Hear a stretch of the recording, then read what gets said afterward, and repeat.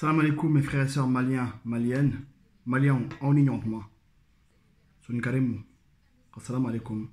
Ah, wati kunineno. Rassou. Alors mes frères et sœurs maliens, j'arrive pas à comprendre que en 2020, on arrive encore à envoyer nos enfants au Mali pour les punir. Ça, je comprends pas. L'état d'esprit des Maliens. Comment, en 2020, on envoie encore nos enfants au Mali pour les punir? Ça a marché pour les gens qui étaient avant? Moi, c'était mon cas, personnellement. J'ai été envoyé au Mali. Hein. Mon père m'a envoyé dans les années 90 parce que j'étais têtu, trop de conneries, j'accumule, il en a eu marre. Il m'a dit, on va en vacances au Mali. On est partis ensemble. Un beau soir, ils se sont réveillés. Ils sont partis. Ma mère, elle a essayé de me titiller. Je me suis réveillé. Elle m'a dit, ton père, il veut te laisser là? J'ai dit, ah bon? Ben, elle aurait pu me le dire. Bah, tu sais quoi, maman, je viens plus. Je suis resté là-bas, mais j'étais coléreux. Ça m'a tellement mis mal dans ma peau que je voulais même plus revoir mes parents. Sincèrement. Les personnes qui m'ont calmé un peu l'esprit, c'était 5 ans après, c'est mes sœurs qui m'ont fait redescendre sur terre. Parce que encore un an, j'aurais pris la route Algérie, Libye, je serais venu par bateau en Europe, j'aurais refait ma vie. Hein. Mais heureusement, quand j'étais au Mali, je me suis rapproché des personnes sages, âgées, des vieux, qui m'ont vraiment calmé, ils m'ont apaisé en fait. Mon père est venu en vacances, je me rappelle très bien. Il est venu pour un mois. J'étais là-bas, il m'a ramené une paire de chaussures. J'ai dit à ma mère adoptive, tiens la paire de chaussures. Je ne le mettrai pas devant lui en fait. Je ne vais pas le faire plaisir. Mais garder de côté dès qu'il part, bah, je vais les mettre. J'ai encore une photo de ça d'ailleurs, de mon album.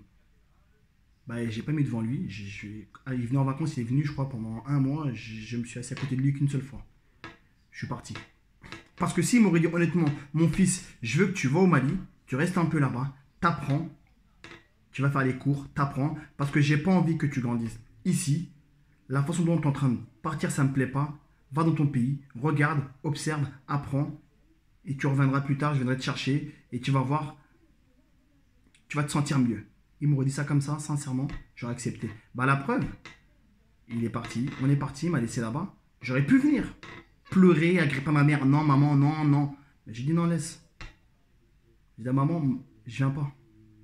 Ma mère, elle a pleuré, elle m'a attaché un truc à la main, souvenir, je me rappelle, dès que ils marchaient avec leur charrette, dès que je les voyais plus, j'ai déchiré, je l'ai retiré de ma main, je ne voulais plus de souvenirs, j'ai jeté.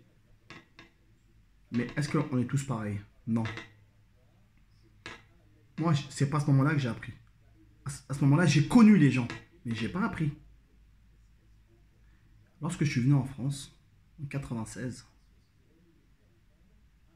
bah, je l'ai perdu. Parce que mes amis étaient à un autre niveau au-dessus de moi. À l'école, j'étais naze. Et j'étais toujours à l'arrière de la classe. Pourquoi? C'est pas parce que je connaissais rien. Parce que je gênais les autres. J'étais trop grand. Donc quand je me mets devant, bah forcément, non, il est trop grand, on voit pas. Donc je me mets derrière. Vous imaginez, c'était comme ça au début quand j'ai commencé l'école. On me charriait, clandé, blédard, ainsi de suite.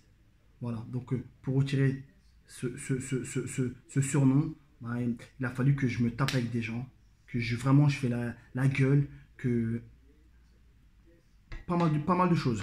Mes amis peuvent en témoigner d'ailleurs, ils sont encore là. Donc ce n'est pas une bonne idée d'envoyer nos enfants au Mali pour les faire changer. On peut les faire changer ici.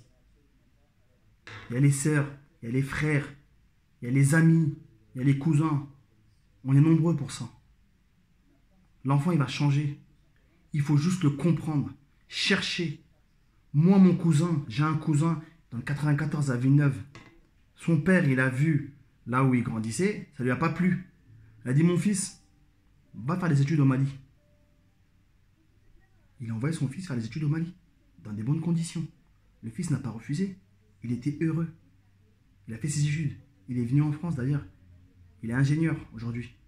Il est content. Qu'est-ce qu'il a fait? Il est parti se marier en Afrique. Il a fait venir sa femme, qui est là actuellement, qui travaillent aussi. Donc vous imaginez en fait.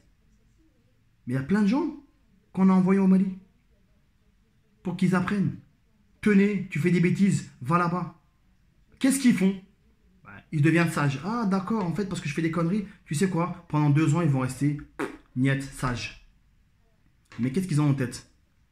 Papa, fais-moi venir. Quand ils arrivent en France, le Mali, c'est comme on dit chez nous, haram. Ils ne veulent plus entendre parler du Mali de leur vie. Dégoûtés du Mali. Donc, en 2020, arrêtez d'envoyer vos enfants au Mali pour les punir. Parce que mentalement, c'est très très dur. Ça fait mal. Ça fait très très mal. Il y en a qui arrivent à s'en sortir, d'autres, c'est pas le cas. Sincèrement. Donc en 2020, s'il vous plaît, papa, maman, malien, mbao deli, nara kanjono, ara le mungana bono, kamari ora digana kara, nanti namoro, parce qu'il t'a morno, i bonnoa. Anke mari moro, mena du mornoa, pour que, en iriti, ignari, kara digame, anta mukia kadi, c'est fini. Donc à un moment donné, il faut arrêter. Ni den bila ka taa Mali la k'a tulo ma ka gɛlɛya na a tɛ ɲuman kɛ n'a taara Mali la n'a nana a bɛ juguya ka taa feere parce que a bɛ taa Mali la a b'a yɛrɛ masumaya faut que a ka y'an sɔrɔ tuguni n'a y'an sɔrɔ a se tɛ jɔ Mali la tuguni. Donc nous on a envie de développer le Mali. Pour nous on convainc, on est en train de convaincre les gens de la diaspora comme quoi le Mali est bien, d'ailleurs il est bien, et vous dites à vos enfants allez va là-bas en punition. Qu'est-ce qu'on fait en fait? D'autres essaient de créer, vous êtes en train de détruire.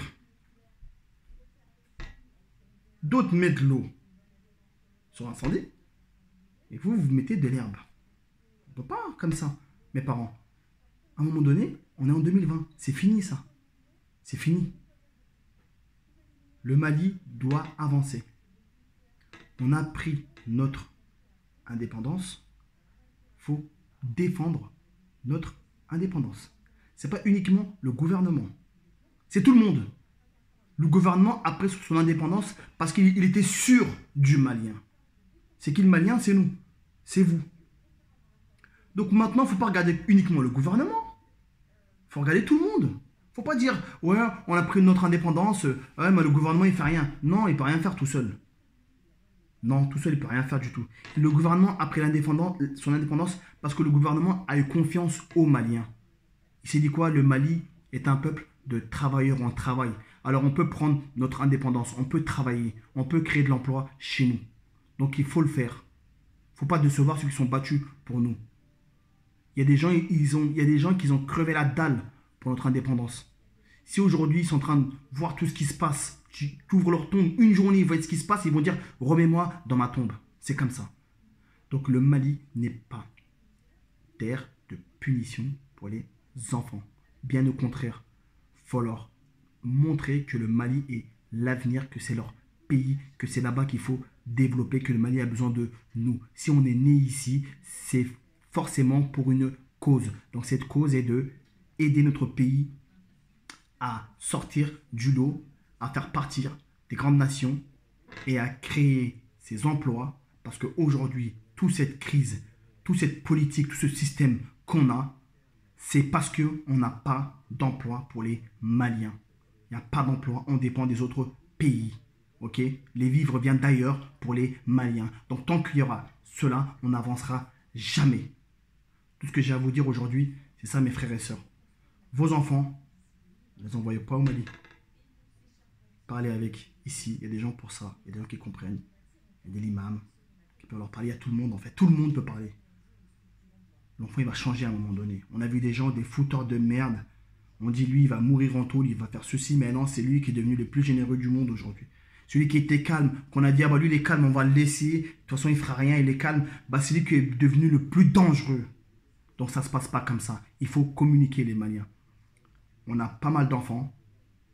On est connu pour avoir beaucoup d'enfants. Et malheureusement, on ne communique pas avec ces enfants. Dès qu'il y en a un d'eux qui est collé au papa et maman, qui est collé à papa et maman, c'est forcément celui-là qui nous intéresse. Non. Si on fait des enfants, il faut s'intéresser à tous nos enfants, du plus grand au plus petit. Voilà mes frères maliens, maliennes. C'était pour faire passer le message. Je vais essayer de sortir en version Sonic et Bambara si je peux. Et salam alaikum, passez une excellente journée.